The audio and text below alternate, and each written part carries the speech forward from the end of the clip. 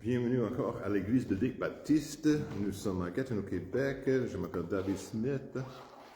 Il fait pas trop froid dehors. Il y avait de la glace sur nos voitures ce matin, alors qu'on a dû gratter la glace avant de venir.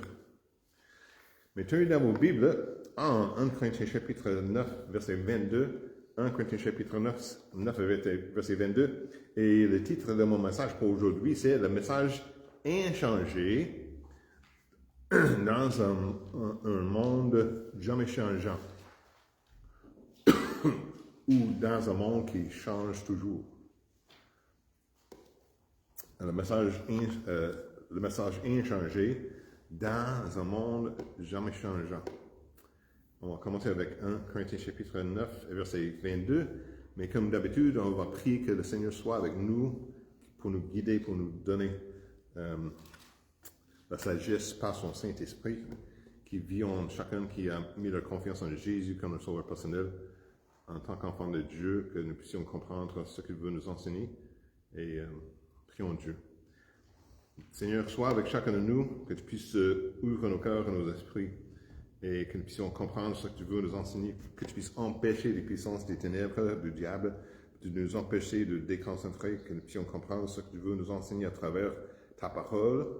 Les gens qui ne sont pas certains d'être sauvés, qu'ils puissent demander à toi d'ouvrir le cœur et les esprits, afin qu'eux aussi puissent comprendre, qu'ils puissent enlever la voile qui les empêche à comprendre ta parole et que ces principes et ta parole puissent pénétrer dans leur cœur et les esprits. Comme tu dis dans ta parole, que ta parole est plus tranchant qu'un épée de tranchée, alors que tu puisses ouvrir nos cœurs et nous aider à comprendre ce que tu veux nous enseigner. Et que tu puisses m'aider, Seigneur, pendant que je prêche, que je puisse prêcher comme il faut avec la puissance du Saint-Esprit. Pardonne-moi de mes péchés, remplis-moi de ton Saint-Esprit comme tu as commandé, comme tu as promis, afin que je puisse prêcher avec la liberté et avec le Saint-Esprit et que ta parole soit efficace pour pénétrer dans nos cœurs et nos esprits et que nous puissions prendre quelque chose pour appliquer dans nos vies quotidiennes et que tu puisses utiliser ce message pour ta gloire. Et nous remettons toutes ces choses entre tes mains au nom de Jésus. Amen. Amen. Le message inchangé dans le monde jamais changeant. Alors, je pense que c'est approprié pour Nouvel An ainsi que des changements, comme on a mentionné, il y aura un nouveau président aux États-Unis, il y aura des changements ici au Canada. Alors que la parole de Dieu ne change jamais, n'est-ce pas? Et le message ne change jamais. Regardons 1 Corinthiens chapitre 9 et verset 22. 1 Corinthiens chapitre 9 et verset 22. La Bible nous dit, « Et j'ai été comme faible avec les faibles. » Alors, c'est l'apôtre Paul qui parle, par le Saint-Esprit qui a écrit ces mots. Je vais recommencer. « J'ai été comme faible avec les faibles. Afin de gagner les faibles, je me suis fait tout à tous, afin d'en sauver de toute manière quelques-uns. » Alors, dans un monde qui ne cesse de changer, l'Évangile demeure notre vérité constante et inébranlable. L'Évangile, c'est quoi l'Évangile? L'Évangile, c'est le message de Jésus, que Jésus est venu pour mourir sur la croix, pour que nous puissions être sauvés, que nous puissions être réunis avec Dieu par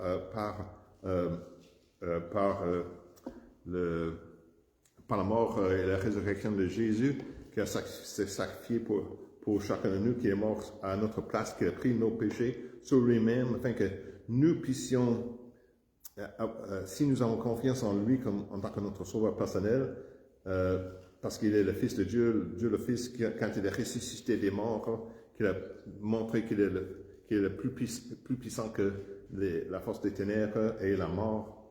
Et c'est le plan de Dieu que par lui, par son sacrifice, par l'agneau de Dieu, qui est mort à notre place, qui a versé son sang pour chacun de nous, que nous puissions avoir la vie éternelle en mettant notre confiance en lui en tant que notre sauveur personnel.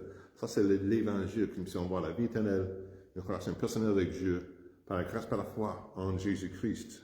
Ça, c'est l'Évangile. Et que l'Évangile demeure notre vérité constante et inébranlable. Bien que nos méthodes puissent s'adapter pour rencontrer les gens où ils se trouvent, le message de l'amour, du salut de Christ reste intemporel et inchangé. Nous vivons dans un monde où tout semble changer rapidement. De la façon dont nous communiquons, la façon dont nous vivons notre vie quotidienne. Même pour nous, les moins jeunes, quand nous étions jeunes, comme disons les adolescents, le monde était très très différent qu'aujourd'hui.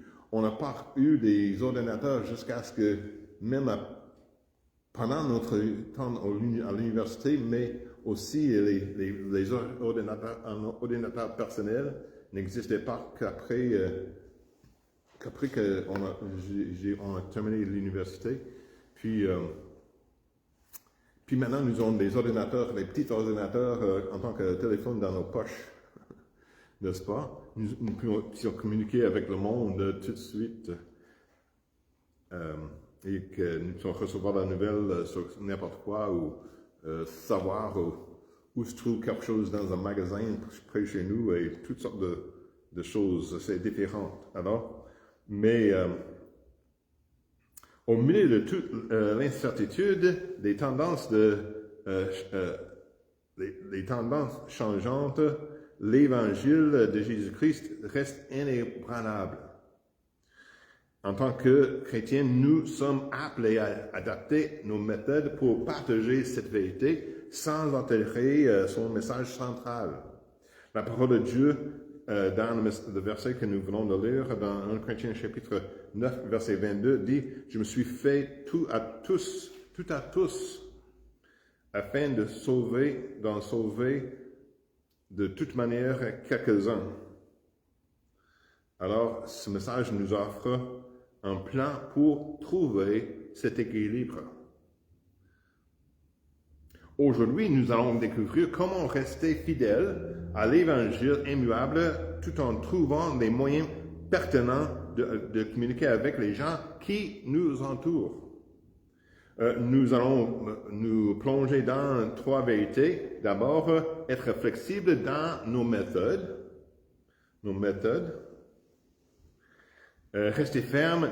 Deuxièmement, rester ferme dans le message immuable. Et troisièmement, faire preuve de discernement lorsque nous nous engageons dans la culture. D'abord, on va parler d'être flexible dans les méthodes. Encore, 1 Corinthiens chapitre 9, verset 22, je vais le lire encore. Il dit, Paul a dit, « Et j'étais comme faible avec les faibles, afin de gagner les faibles. Je me suis fait tout à tous, afin d'en sauver de toute manière quelques-uns. » Quand tu parles des faibles, tu ne parles pas des faibles peut-être physiquement, on parle des faibles peut-être spirituels, des faibles avec leur volonté, leur foi, faibles dans la foi. Puis, mais il a dit, j'ai été comme faible avec les faibles. Et afin de gagner les faibles, je me suis fait tout à tous afin d'être sauvé, d'en sauver de toute manière quelques-uns. Alors, le ministère de l'apôtre Paul était une leçon magistrale d'adaptabilité. Il comprenait que pour atteindre efficacement différentes personnes, il devrait ajuster. Il y a quelque chose qui est tombé là-bas.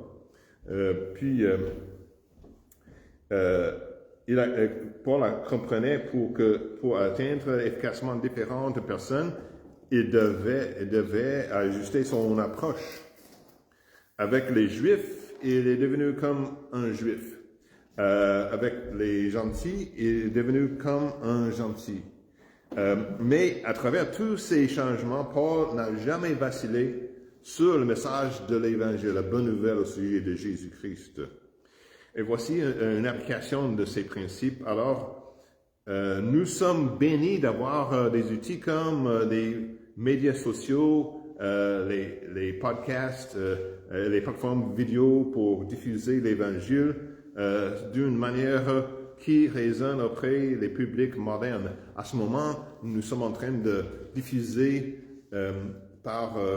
sur la plateforme Facebook live actuellement ce message et que les gens puissent écouter avec nous à ce moment en ligne ou ils peuvent regarder l'enregistrement plus tard. Alors,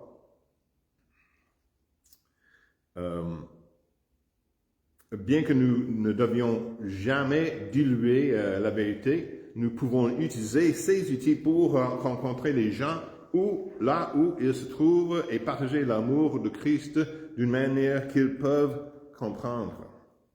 Deuxièmement, la nature non négociable du message. La nature non négociable du message. Regardons dans Tite, chapitre 2, versets 11 et 12.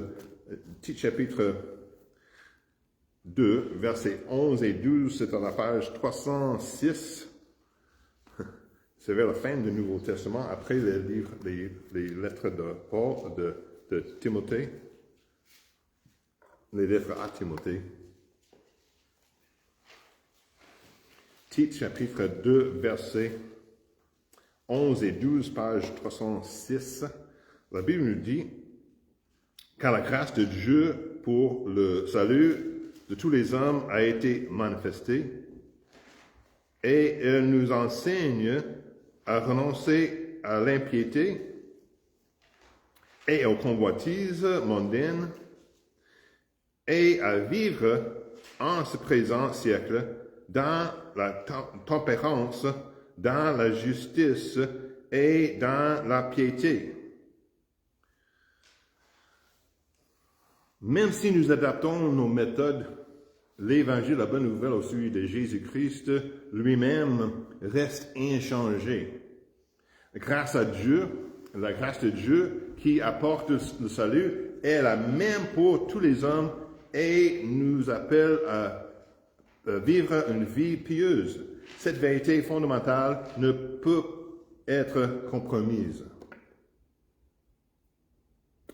Voici l'application de ces principes. Nous devrons faire attention de ne pas édulcorer. J'ai dû regarder la définition de ce mot. Alors ça veut dire nous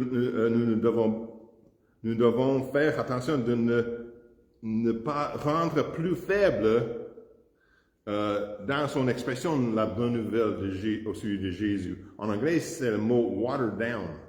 Water down, ça veut dire water down veut dire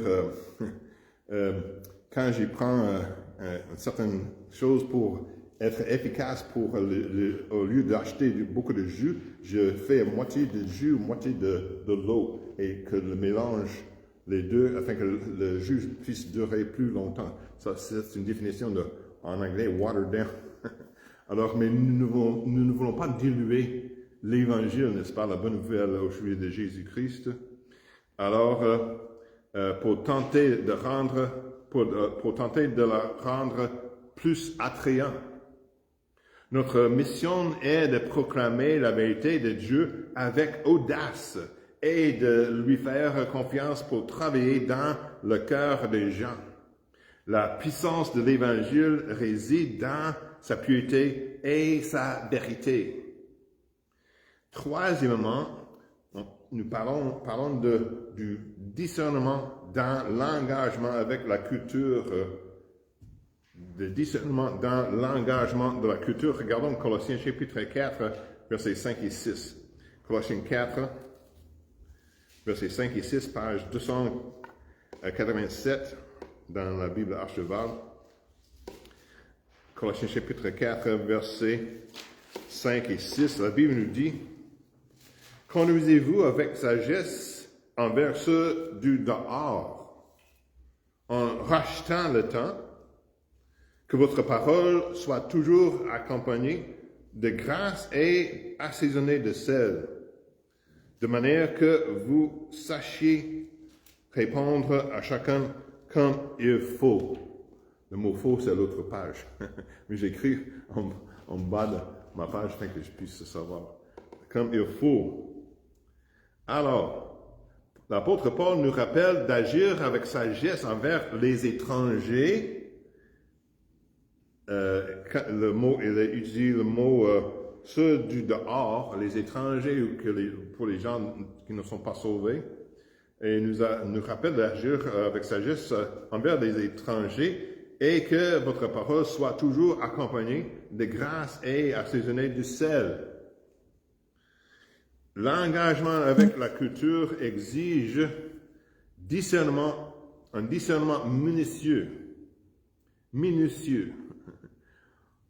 Nous devons savoir ce qui est en accord avec la vérité de Dieu et ce qui ne l'est pas. Ça veut dire que nous devons investiguer, nous devons lire la parole de Dieu nous-mêmes pour savoir. Quand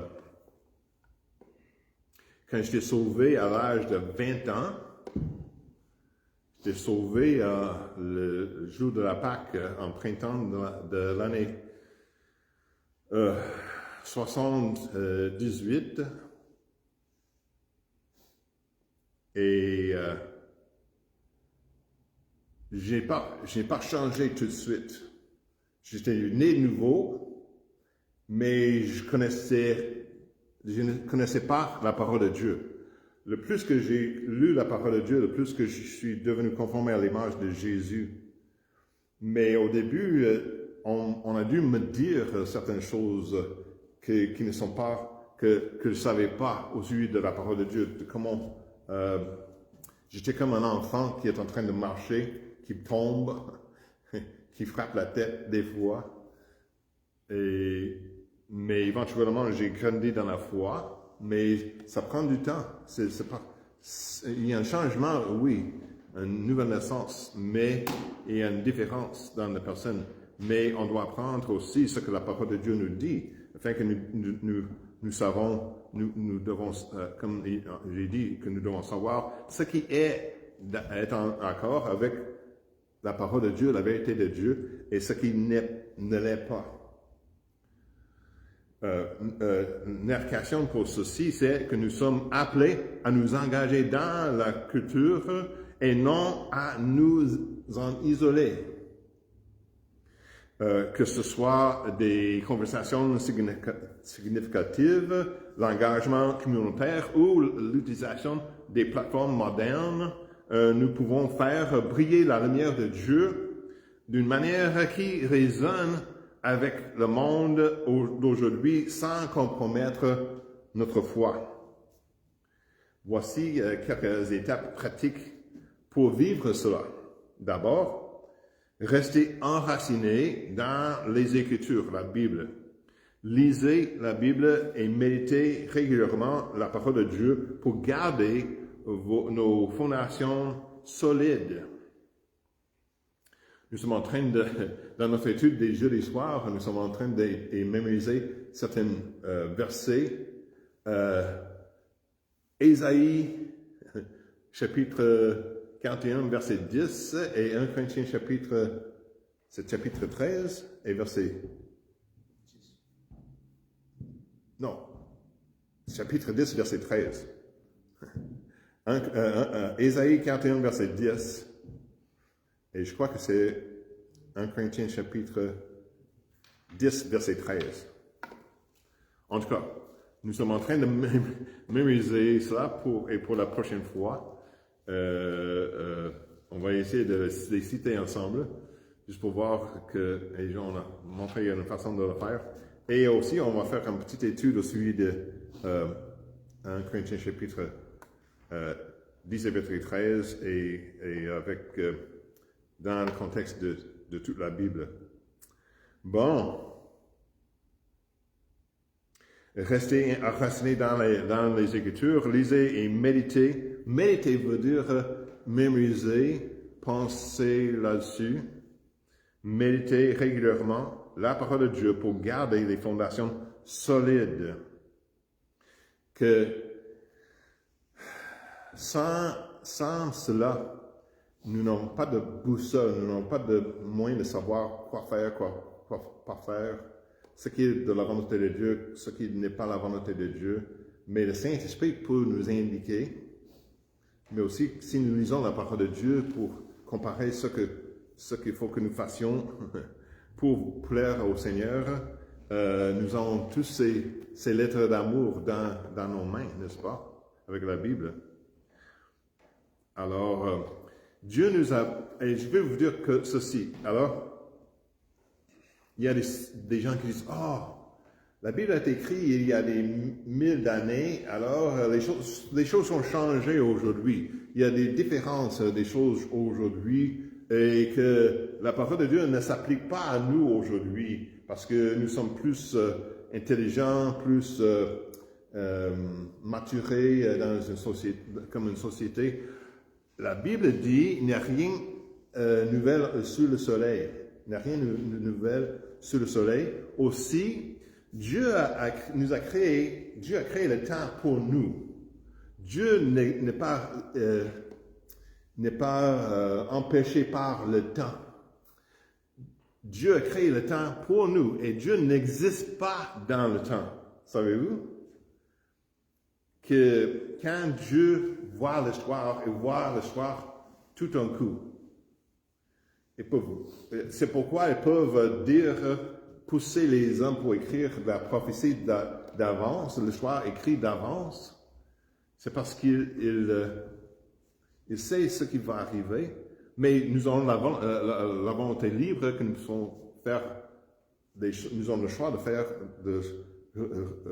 accepter Jésus comme notre sauveur personnel, accepter la parole de Dieu ou rejeter Dieu et sa volonté. Nous avons la volonté, mais que j'ai dit tout ça pour dire que la parole de Dieu est vivante. Et ce qui est écrit il y a des 1000 ans s'applique à nous aujourd'hui. Nous pouvons lire la parole de Dieu et ça lit comme un journal aujourd'hui. Ça lit comme les événements que nous expérimentons tous aujourd'hui. Il y a un verset qui dit quelque chose semblable que tout le monde a fait ce qui semble bon à leurs yeux, ce qui semble mieux, ce qui semble bon à leur dans leurs propres yeux. N'est-ce pas ce que les gens font aujourd'hui? Des gens qui n'ont pas de boussole, qui n'ont pas de direction dans la vie, qui n'ont pas d'autorité, ils vivent comme toute chose est relative, qu'ils puissent décider la vérité eux-mêmes, peuvent décider ce qui est bon, ce qui est mal. Non. Alors la Bible nous donne ce qui est bon et ce qui est mal.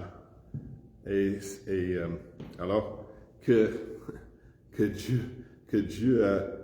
la parole de Dieu s'applique à nous aujourd'hui mieux que plus que jamais. Alors, deuxièmement, une autre étape de pratique de vivre cela, à part de raciner la parole de Dieu dans vos vies et méditer sur la parole de Dieu.